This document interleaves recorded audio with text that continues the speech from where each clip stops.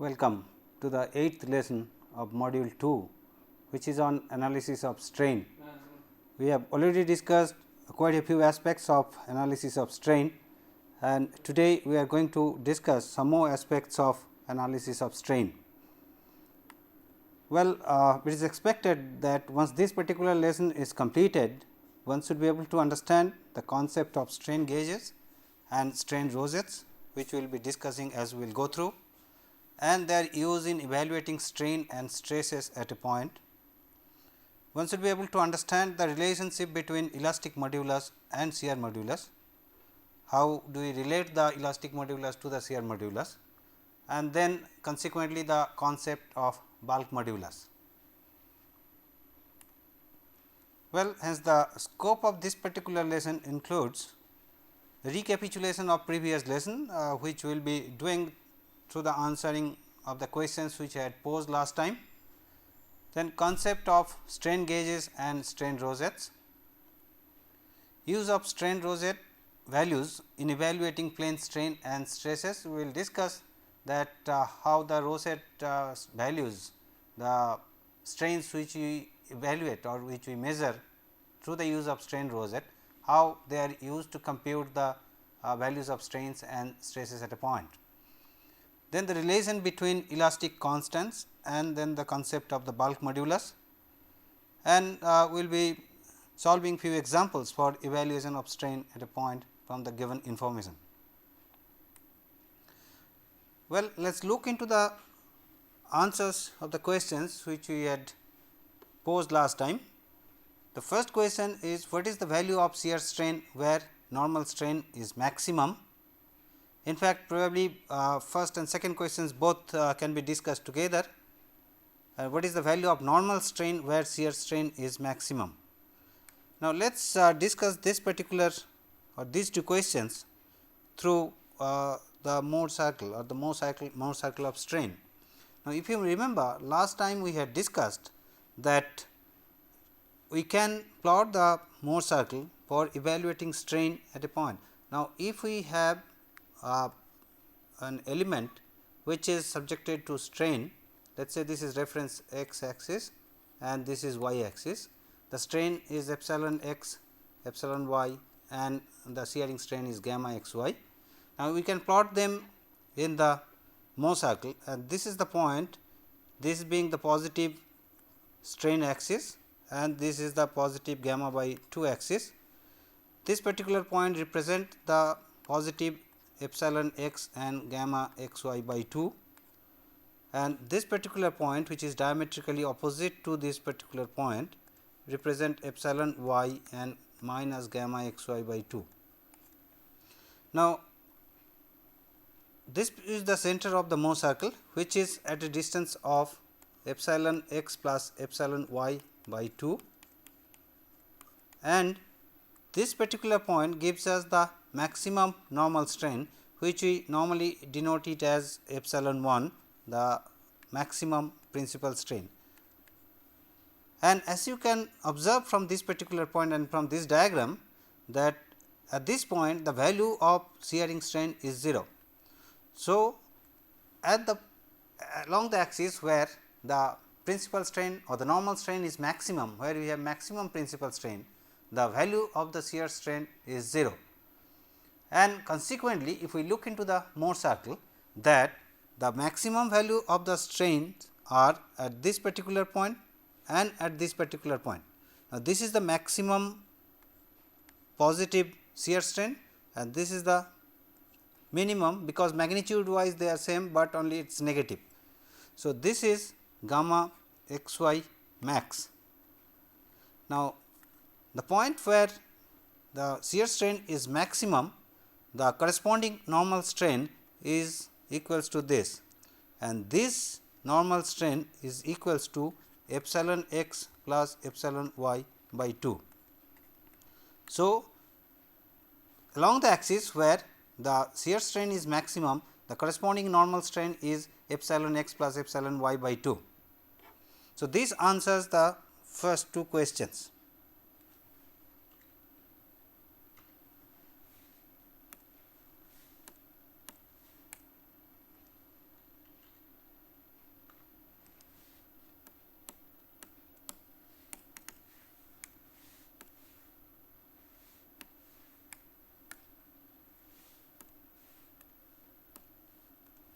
Well, the third question is, what is the relationship between the orientation of maximum shear strain to the orientation of maximum normal strain?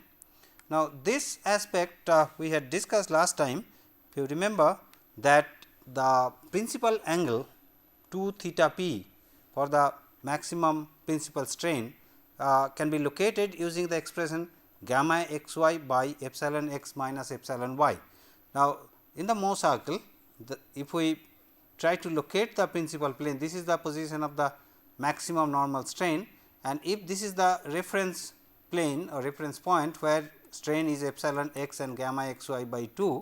Now, from this particular orientation, which is along the x direction, if we move anticlockwise by 2 theta p, we get the point of maximum strain, and in the physical space, then if we move in anticlockwise form by an angle of theta p, this gives the direction of the principal strain epsilon 1, and the expression for measuring this angle theta p, which is tan 2 theta p, is equals to gamma x y by epsilon x minus epsilon y. Consequently, we had seen that the expression for evaluating the angle for maximum shear strain, which is tan 2 theta s, is equals to epsilon x minus epsilon y by gamma x y. Now, this particular value can be written as minus 1 by tan 2 theta p, or this is nothing but equals to minus cot 2 theta p. This we can write as tan of 90 degree plus 2 theta p. Hence, 2 theta s is equals to 90 plus 2 theta p, and consequently, this solution for this can be 90 plus this, if we call as theta dash, 180 degree plus theta dash will be another angle. So, the relationship between the orientation of shear strain, which is theta s, is equals to 45 degree plus theta p. That means, if we know the direction of the principal strain, from that if we orient by 45 degree, we can get the direction for the maximum shear strain. So, this is the relationship between the orientation of shear strain to the orientation of principal plane or principal strain direction, and these two directions are interrelated, and they are at 45 degree apart in the physical plane, which is at 90 degree apart in the Mohr circle of strain.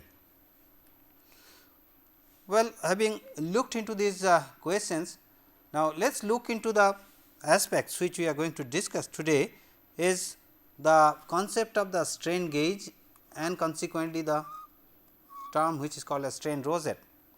Now, many times what we need to do is that experimentally we need to measure the strain at a point in a stressed body, and that can be done using a device which we call as strain gauge.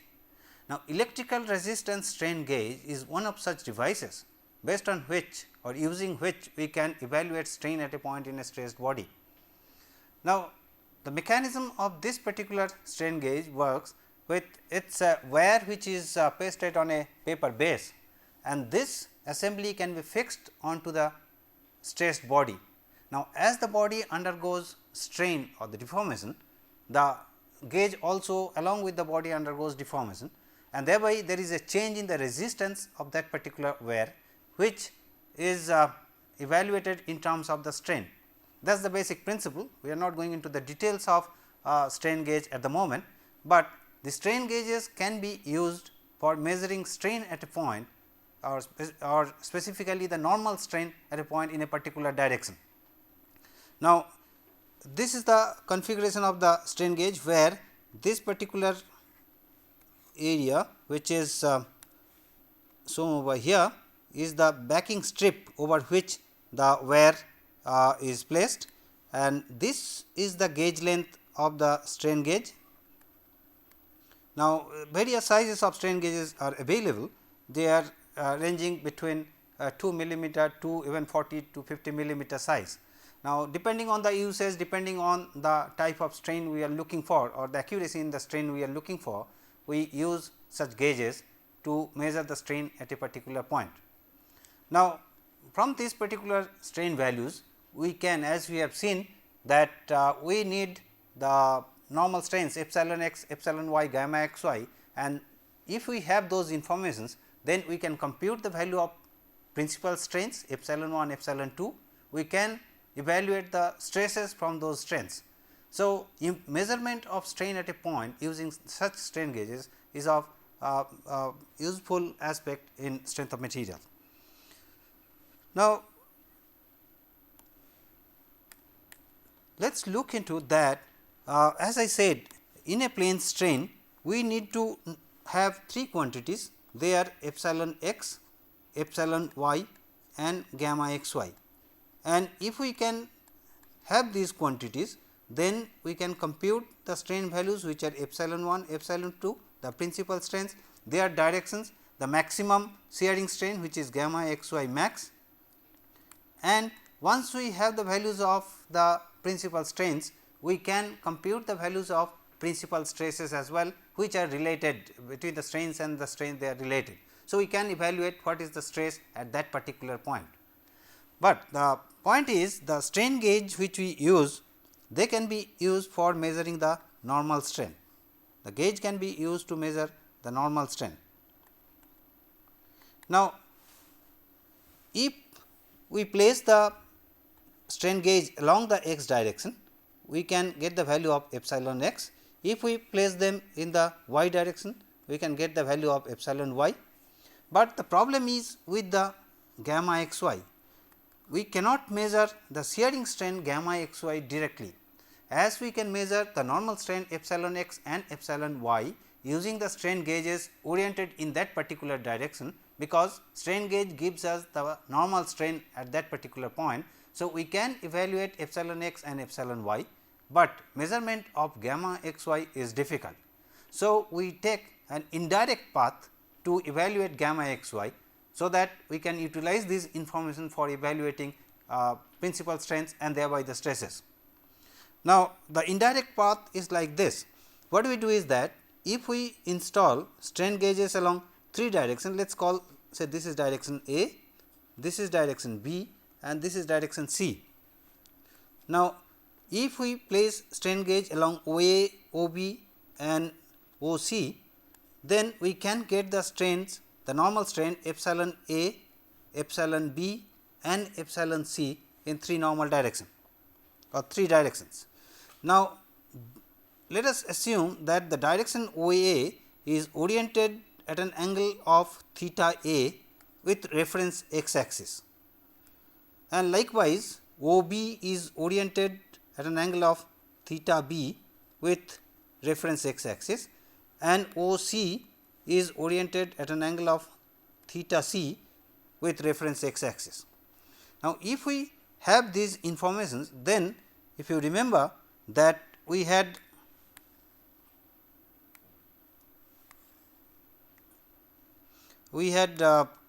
calculated the transformation equation, which is epsilon x dash is equals to epsilon x plus epsilon y by 2 plus epsilon x minus epsilon y by 2 cos 2 theta plus gamma x y by 2 sin 2 theta. Now, this x dash direction varies with theta.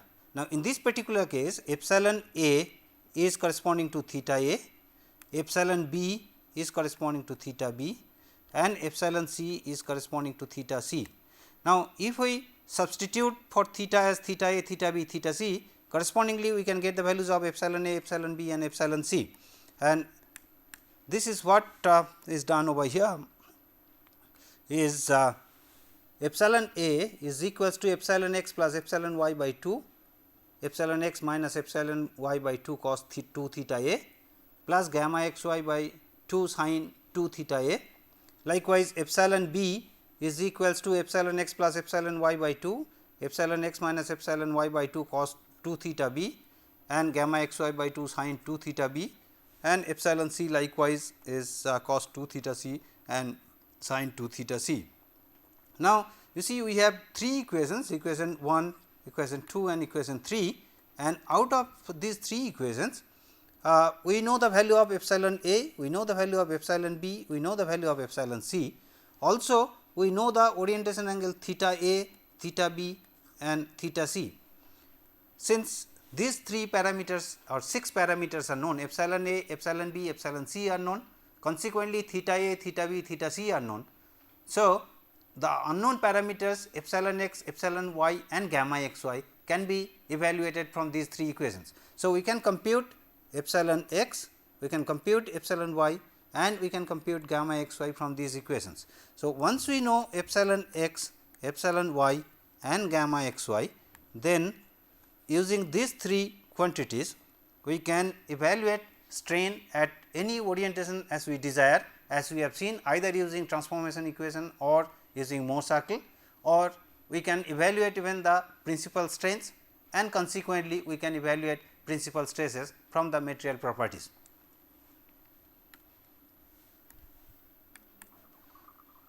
Well, then when we use the strain gauges when we use the strain gauges together to measure the strain at a particular point, we call that assembly as the strain rosette. The formation of 3 gauges together is termed as strain rosette. Now, these angles which I had shown as theta A, theta B and theta C, they can be chosen according to our own convenience, and normally used angles are the 45 degree or 60 degree. Now, this is called as a 45 degree strain rosette.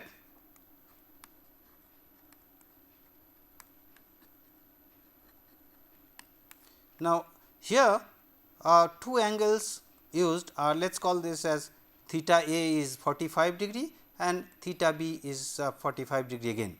Now, along x direction we have oriented A, along 45 degree we have B, along 90 degree we have C.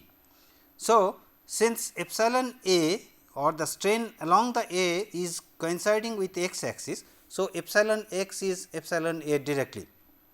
Likewise, since this particular gauge C is oriented in the direction of y, the epsilon y is equals to epsilon C. So, directly we can get the value of epsilon x and epsilon y from the measured strain value of epsilon A and epsilon B.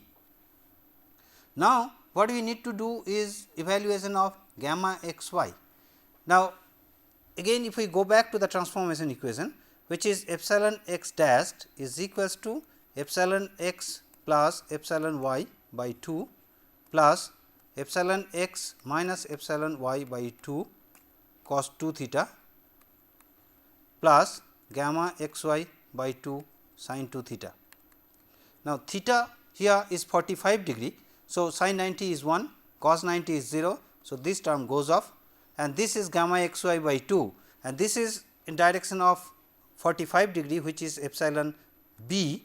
So, epsilon b is equals to epsilon x is epsilon A plus epsilon y is epsilon c. So, epsilon A plus epsilon c by 2 plus gamma xy by 2.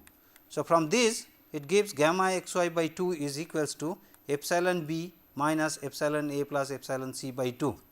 So, we get the value of epsilon x, epsilon y and gamma xy from the measurement of this particular type of strain rosette, and which can be utilized for evaluating the strain or the principal strain at that particular point, and those principal strains can be utilized for evaluating stresses at that particular point. Now, another kind of strain rosette is which are oriented at an angle of 60 degree. Again, the whole assembly, the whole 3 strain gauges fixed in this particular form can be fixed on the surface where we like to measure the strains. And mind that at that particular point we are measuring strains in 3 different directions, which are oriented at an angle of 60 degree with reference to the reference x axis. Now, this is reference x axis and here now the y axis is in this direction. So, let us call this as direction A, this as B and this as C. So, as usual, since the strain in the gauge A is in the x direction, so epsilon x will give us directly epsilon A. Now, here neither the gauge is oriented in the direction y. So, epsilon y we cannot get directly and we cannot evaluate the value of gamma x y directly as we have seen earlier. So, we will have to find out the values of epsilon y and gamma x y from the measured strain of in the direction of B and C. And to evaluate the strain value at epsilon y and gamma x y, we make use of the transformation equation, which is again epsilon x dash is equals to epsilon x plus epsilon y by 2 plus epsilon x minus epsilon y by 2 cos 2 theta plus gamma x y by 2 sin 2 theta. Now, when we substitute for b, that means epsilon b is equals to epsilon x plus epsilon y. Now, epsilon x is already epsilon a by 2 plus epsilon a minus epsilon y by 2 cos 2 theta, theta being 60 degree, this is cos 120 degrees plus gamma x y by 2 sin 120 degree. Now, likewise, we evaluate the strain in the c direction, which is epsilon c, which is equals to again epsilon x plus epsilon y by 2 plus epsilon x minus epsilon y by 2. Now, theta here is 120 degree. So, cos 240 degree and sin 240 degree, and once we substitute the values of that, then we get two equations in epsilon b and epsilon c, and we have two unknown parameters epsilon y and gamma x y, and these two can be solved, and if we solve that, we will get the values of epsilon y and gamma x y in terms of epsilon b and epsilon c. So, we have again three quantities epsilon x, epsilon y and gamma x y in terms of epsilon a, epsilon b and epsilon c, and that was what our objective is, to find out the values of epsilon x, epsilon y and gamma x y in terms of epsilon a, epsilon b and epsilon c, and these are the three normal strains which we have measured at a point, based on which we can compute other quantities as we desire.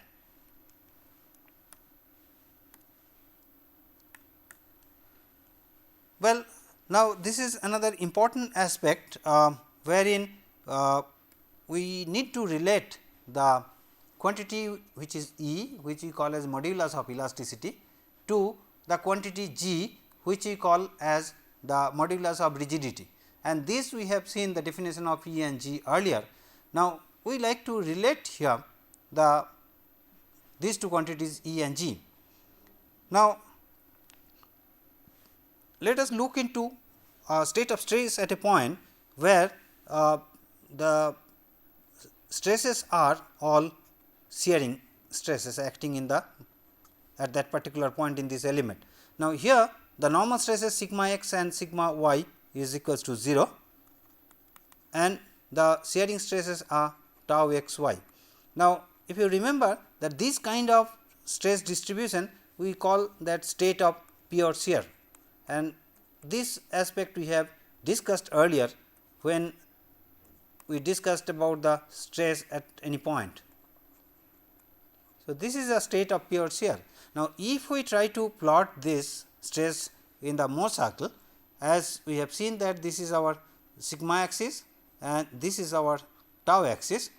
Now, on this particular plane, your sigma, the normal stress, is equals to 0, and we have only positive tau x y, which is causing anti-clockwise moment, and correspondingly if we place here, now here sigma, this is sigma axis, sigma is 0 and we have positive tau. So, this is the point which can be represented of this particular stress value, and perpendicular direction again sigma y is 0. So, we have normal stress 0 and negative of tau, which is this particular point. So, considering this as center, let us call O as a center and O A or O A dashed as the radius. If we draw the circle, this gives us the Mohr circle of stress corresponding to the pure state of shear at a particular point. Now, in this diagram, this is the maximum normal stress, which we call as sigma 1, and this is the minimum normal stress, which we call as sigma 2. And please observe that the maximum stress point O dashed or the minimum stress point O double dashed, they are of same magnitude, which is equals to the radius of the circle, and radius of this circle is equals to tau x y. So, sigma 1 is equals to tau x y and sigma 2 is equals to minus tau x y, and this is the element where the principal stresses sigma 1 and sigma 2 are acting. Now, this aspect must be noted, which we have seen consequently when we were evaluating the direction for the principal strain. We had seen that the direction of principal stress at a point and direction of principal strain, they match. In fact, they are oriented at an angle of 45 degree with reference to the reference x axis. Hence, the principal strain and the principal stresses occur in the same direction. This is quite important. Now, we know that in this particular point, if we like to find out the strain epsilon 1, we can compute that epsilon 1 as equals to sigma 1 by E minus mu times sigma 2 by E. This is the plane state of stress that is acting in this sigma 1 and sigma 2, and if we like to evaluate the strain, sigma 1 by E is the direct strain, and this is because of the Poisson effect. So, epsilon 1 is equals to sigma 1 by E minus mu sigma 2 by E. Now, if we substitute for the value of sigma 1 and sigma 2, so we have epsilon 1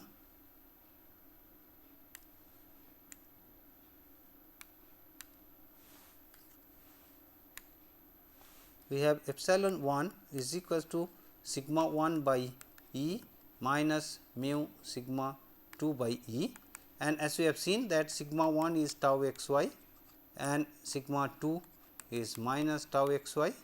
Hence, epsilon 1 is equals to tau x y by E minus mu times minus tau x y by E. So, this is equals to 1 plus mu tau x y by E. Let us call this is equation 1.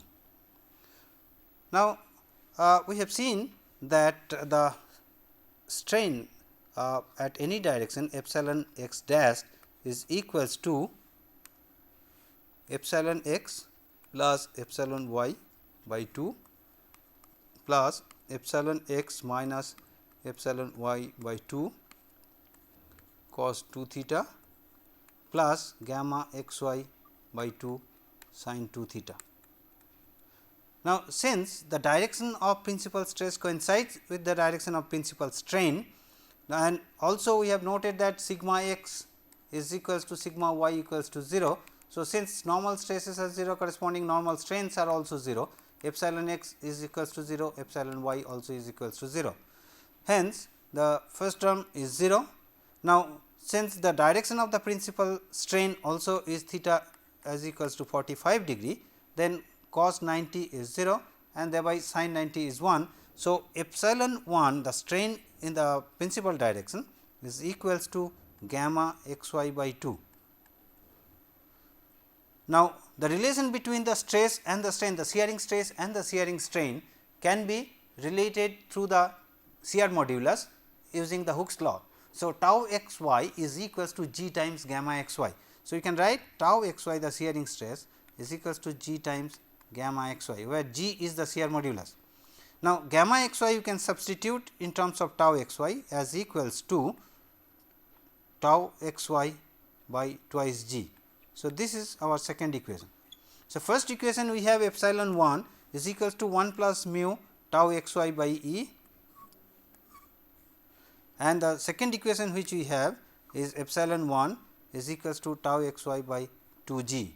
Now, if we equate these two, in the first place we have 1 plus mu tau x y by E is equals to tau x y by twice g. Hence, we can write that tau x y gets cancelled. So, is g is equals to E divided by 2 into 1 plus mu.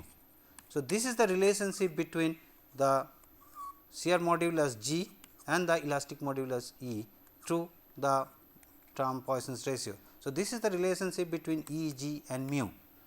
Now, please note that though these are the three quantities E, G and μ, these three elastic constants which are necessary for evaluating deformation at a particular point, but out of these three quantities, two are independent and one can be evaluated in terms of the other two.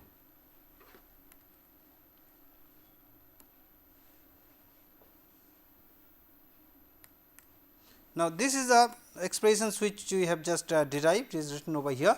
Epsilon 1 is equals to 1 plus mu tau x y by E, and then epsilon x dashed is equals to epsilon x plus epsilon y by 2, epsilon x minus epsilon y cos 2 theta by 2, which we have seen right now.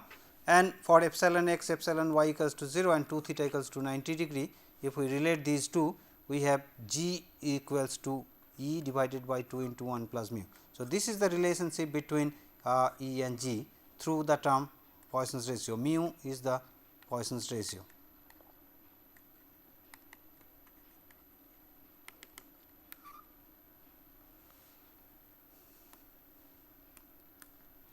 Well, let us look into another quantity which we define as bulk modulus. Many times we need to know the volume change in at a particular stressed body, and if we try to find out, we generally come up with another constant k, which we call as the bulk modulus, which is related to the change in the volume in a stressed body. Now, let us look into at a point a small body which is having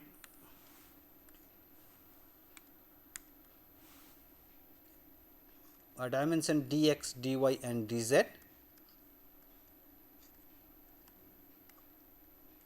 Let us say this is dx, dy and dz is the elemental length. So, the volume of this particular small element is equals to dx times dy times dz.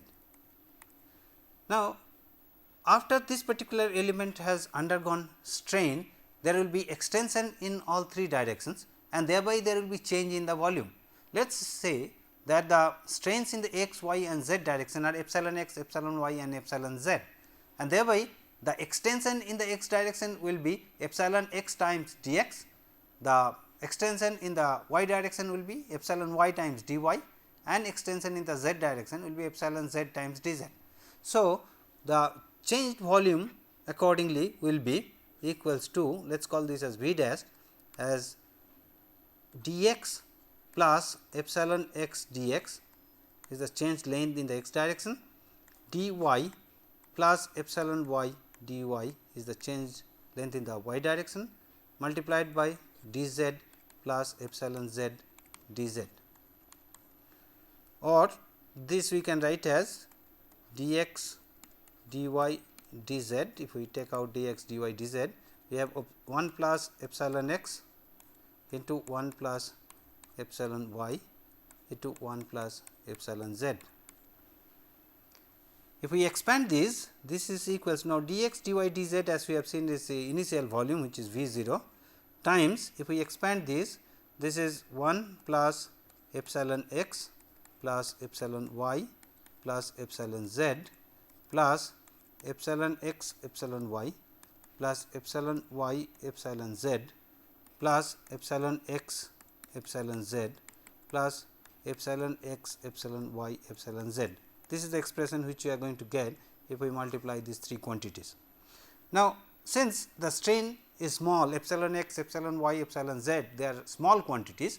So, the product of these quantities epsilon x, epsilon y and epsilon x, epsilon z and epsilon y, epsilon z and epsilon x, epsilon y, epsilon z, we consider them as 0 or insignificant. So, this is equals to V 0 into 1 plus epsilon x plus epsilon y plus epsilon z, and this V dashed minus V 0 by V 0 is equals to then epsilon x plus epsilon y plus epsilon z. Now, V dash minus V 0 is the change in the volume delta V. Now, delta V by V 0 is epsilon x plus epsilon y plus epsilon z, and this we denote by quantity E. And in fact, this is known as dilatation, that change in volume per unit volume. If V 0 is unit, then change in volume delta V gives E. So, dilatation is a quantity which is called as the change in volume per unit volume, and which is represented in terms of strain as epsilon x plus epsilon y plus epsilon z. Now, we know the relationship between the stress and the strain is epsilon x is equals to sigma x by E minus mu times sigma y plus sigma z by E. Likewise, epsilon y is equals to sigma y by E minus mu sigma x plus sigma z by E. This we have seen while discussing the generalized Hooke's law, and epsilon z is equals to sigma z by E minus mu sigma x plus sigma y by E. Now, if we add together, epsilon is E is equals to epsilon x plus epsilon y plus epsilon z, as we have seen, and this is equals to in terms of stresses as sigma x plus sigma y plus sigma z by E minus twice mu times sigma x plus sigma y plus sigma z, this divided by E, and this is equals to 1 minus twice mu by E times sigma x plus sigma y plus sigma z. So, E is equals to 1, E is related to the stress as equals to 1 minus twice mu by E times sigma x plus sigma y plus sigma z. Now, if we take that small body from which we have evaluated this quantity, now if we say that the stresses which is acting on this particular body sigma x, sigma y and sigma z, if they are all of magnitude p and acting in the compressive direction on all sides, this is we call as a state of hydrostatic pressure. That means, a body is subjected to pressure from all directions. So, thereby the sigma x, sigma y and sigma z are of equal value and they are of magnitude p, and this particular state of stress in a body we call as a state of hydrostatic pressure. Now, if we replace the value of sigma x, sigma y, sigma z in terms of p, then since it is acting in the compressive direction they are minus. So, sigma x is minus p, sigma y is minus p, sigma z is minus p. So, this is equals to minus E is equals to minus 3 p by E into 1 minus twice mu, and this is the quantity minus p by E. If we write minus p by E, this is equals to E by 3 into 1 minus 2 mu, and this particular quantity minus p by E is normally designated as the bulk modulus k. So, k is related to this elastic modulus E and Poisson's ratio mu as k equals to E times 3 by 1 minus twice mu, and this is what has been discussed here. If you look into that, these are the expressions as we have derived right now, that epsilon is equals to epsilon x plus epsilon y plus epsilon z, and E is equals to consequently 1 minus twice mu times sigma x plus sigma y plus sigma z by E, and E is equals to minus 3 times 1 minus 2 mu p by E when the element is subjected to the state of hydrostatic pressure, that in all direction it is subjected to p. These are all p, and because of this the state of stress sigma x plus sigma y plus sigma z is minus 3 p. This gives us the expression E equals to this, and thereby minus p by E, this quantity we call as bulk modulus, and the bulk modulus value is equals to E divided by 3 into 1 minus twice mu.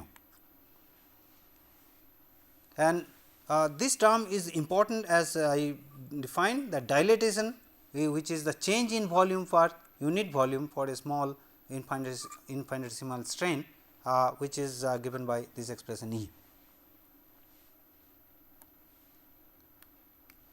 Well, let us look into this example problem. Now, after looking into the aspects of strains, we have discussed through transformation equations, through Mohr circle, and also we have seen usage of strain gauges and the strain rosettes, from which we can find out the values of strains, normal strains in different directions, which can be utilized for the evaluation of normal principal strain at a particular point, from which we can compute the values of principal stresses. Now, let us look into the example. Last time I had solved one example, and I had given this example to solve for using the Mohr circle of strain. Now, the values of epsilon x is given as this, epsilon y is this, and gamma x y as this. So, what you need to do is to compute the values of the principal strain and their directions, direction of principal strain, and also the maximum shearing strain based on these data using Mohr circle of strain. And we will have to find out the strains at a direction which is oriented at 30 degree in an anticlockwise direction with reference to the x axis. Now, let us plot the Mohr circle, and then it will be clearer that how we can solve this particular problem. Now, given values are epsilon x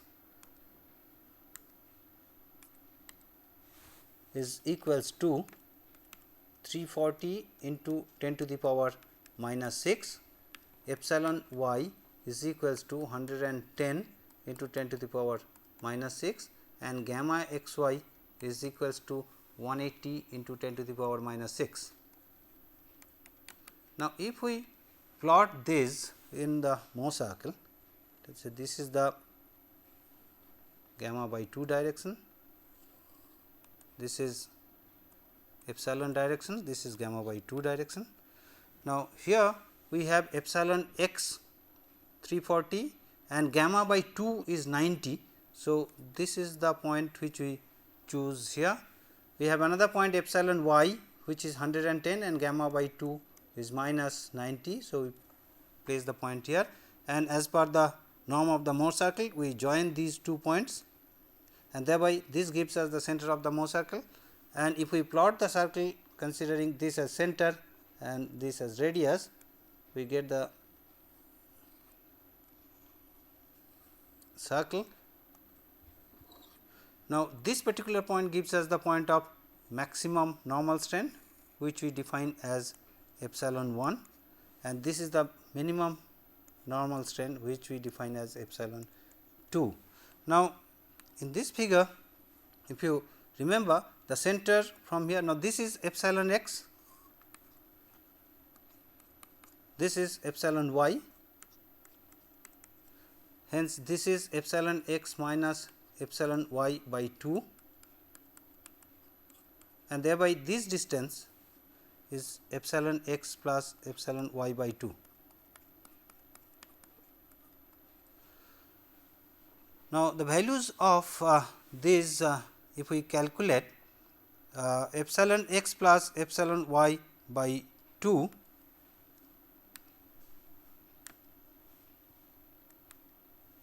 epsilon x plus epsilon y by 2 is equals to 340 plus 110, 450 means 225 into 10 to the power minus 6. I am keeping 10 to the power minus 6 silent for the time being, and then epsilon x minus epsilon y by 2, this is equals to 230 by 2, which is 115.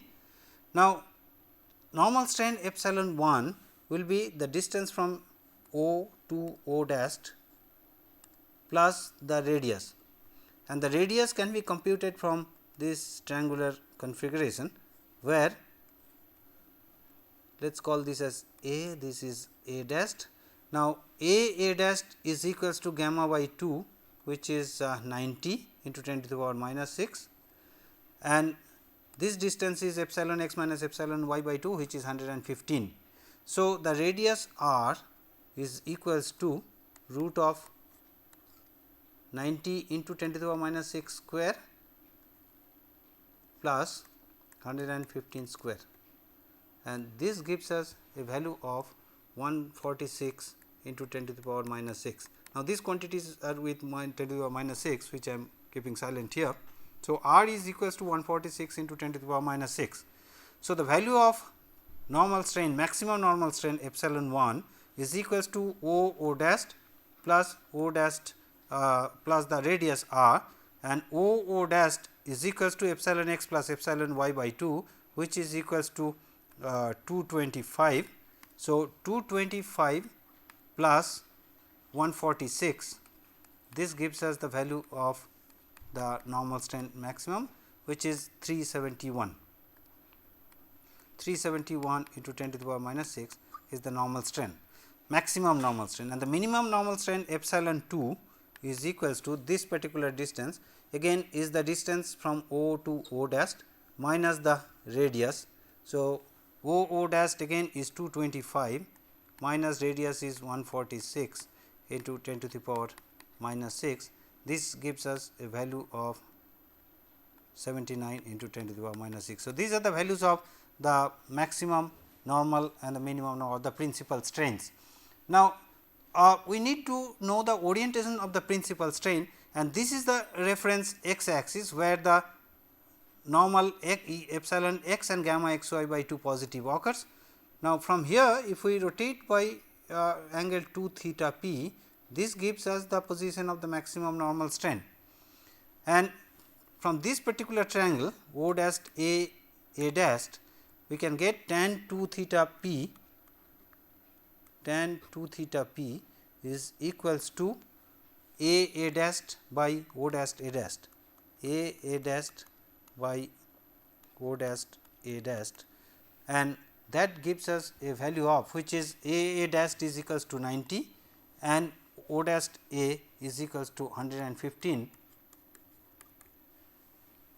So, 90 by 115 tan inverse of that gives us the value of 38 degree, 230 p, 2 theta p is equals to 38 degree, and thereby theta p is equals to 19 degree. So, this is the orientation along which the maximum principal strain occurs. Now, what we need to do is to evaluate the strains at a direction which is oriented at an angle of 30 degree with reference to the reference x axis. So, if it is oriented at an angle of 30 degree in the Morse plane, it is twice the theta. So, it is 60 degree. Now, with reference to the positive epsilon x and gamma x y by 2, if we orient by 60 degree. So, this is the 60 degree point, and if we join the line from center to this, we get this particular point, which is the direction where we need the strains, and this will give us the value of, this is the normal strain and this is the value of the shearing strain by 2 gamma x dash y dash by 2. Now, this particular angle is 38 degree, so, and this total angle is 60 degree. So, 60 minus 38, this is, if we call this as alpha, alpha is equals to 22 degree. Now, if we can compute the value of A and this distance B, then we can find out the normal stress, which is O dash plus B, and shearing strain is gamma x y by 2 or x dash y dash by 2 is equals to A, or which is minus A, it is negative in the Morse plane. So, if we compute those two value, now this is the radius, r cos of alpha will give us this particular distance and r sin of alpha will give us value A. So, once we know the value of A and B, we can compute epsilon x and gamma x dash y dash.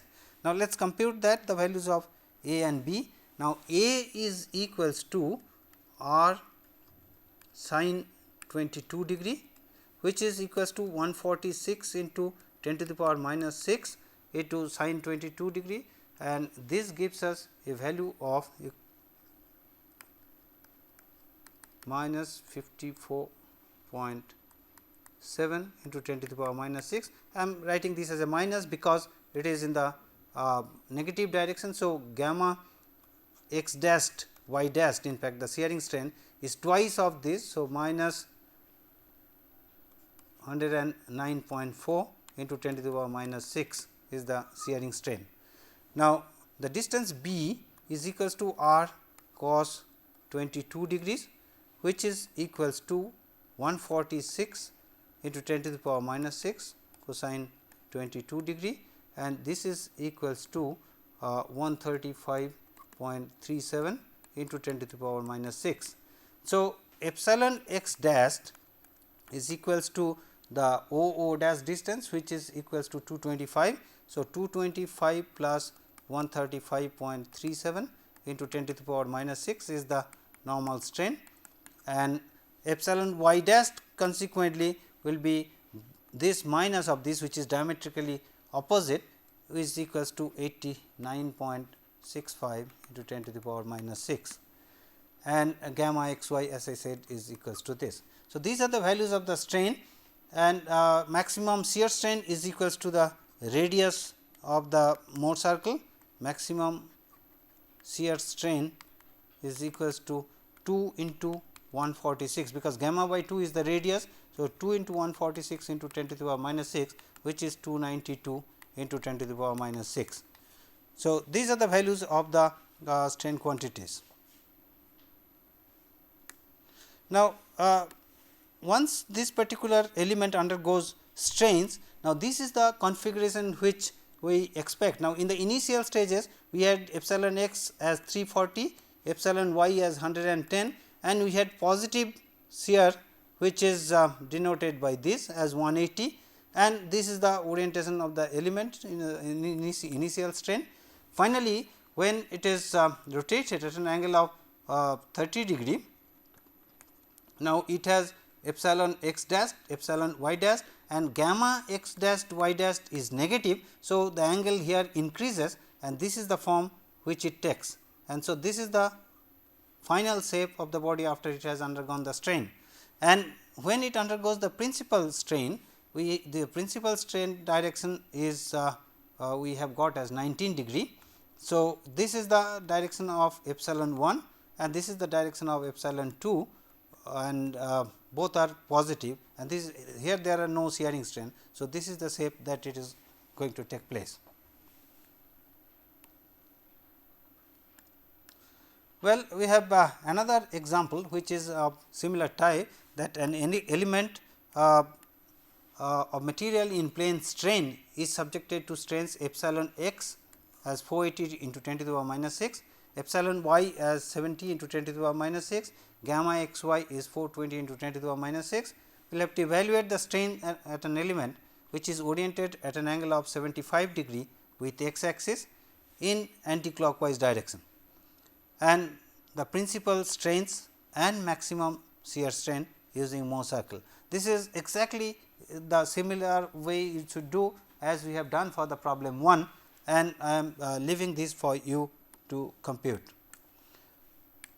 Now, the another example wherein this is also identical, we have epsilon x, epsilon y and gamma x y. The strains at a point for an element of material in plane strain are of this form, where epsilon x is 120 into 10 to the power minus 6, which is positive, epsilon y is negative, is minus 450 into 10 to the power minus 6, and the shearing strain also is negative, negative 360 into 10 to the power minus 6. We will have to determine the principal strains and the maximum shear strain. Now, using Mohr circle of strain. Now, this is also being similar to the previous problem. I am leaving this for you to solve. Now,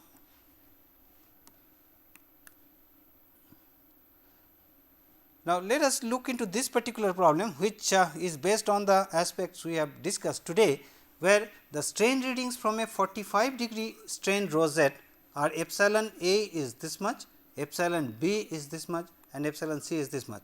If E is equals to this and mu is this, what will be the values of the principal stresses?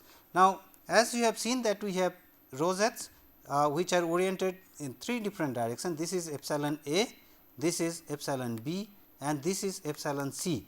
And as we have seen that epsilon x is equals to epsilon A, epsilon y is epsilon C, and gamma x y by 2 thereby is equals to epsilon B minus epsilon A plus epsilon C by 2. Now, from this we can get the values of epsilon x, epsilon y and gamma x y, and we can compute the values of the stresses. Now, the values of epsilon A is equals to 300 into 10 to the power minus 6, epsilon B is equals to 600 into 10 to the power minus 6, and epsilon C is 100 into 10 to the power minus 6. Now, epsilon or gamma x y by 2 thereby is equals to 600 minus 300 plus 100 by 2 into 10 to the power minus 6, which is 400 into 10 to the power minus 6. Now, if we plot these in a Mohr circle with the values of epsilon x, and epsilon A is epsilon x and epsilon C is epsilon y. Now, this if we plot in the Mohr circle, this is the epsilon axis and this is the gamma by 2 axis. We have epsilon x as 300 and gamma x y by 2 is plus 400. We have epsilon y as 100 and gamma by 2 as 400, and if we join these two together we get the center, and if we plot the circle,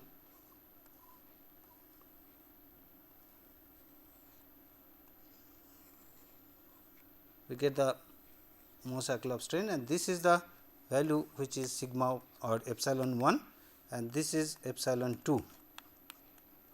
Now, this distance is equals to epsilon x plus epsilon y by 2, which is 300 plus 100, 400 by 2 is equals to 200, and this distance epsilon x minus epsilon y by 2, which is 200 minus 100, which is 100, 300 minus 100 is 200 by 2 is 100, and this distance is 400. So, r is equals to root of 100 square plus 400 square into 10 to the power minus 6 we have, and this is equals to 412.3 into 10 to the power minus 6. Hence, the value of epsilon 1 is equals to this distance plus the radius, and this distance is equals to 200. So, 200 plus 412. So, this gives us a value of 612, and consequently, epsilon 2 is this distance minus the radius. So, this is negative, which is 200 minus 412 into 10 to the power 6 or 10 to the power minus 6, which is equals to minus 212 into 10 to the power minus 6. So, that is the value of epsilon 2. So, once we have this value of epsilon 1 and epsilon 2, now as you know, the value of epsilon 1 is equals to sigma 1 by E minus mu times sigma 2 by E, and consequently, epsilon 2 is sigma 2 by E minus mu sigma 1 by E. Now, from this if we substitute value of epsilon 1 and 2, we can get the value of sigma 1 and sigma 2. We have included the concept of strain gauges and strain rosettes and some of the relationship between the elastic moduli, and these are the questions set for you. Thank you very much.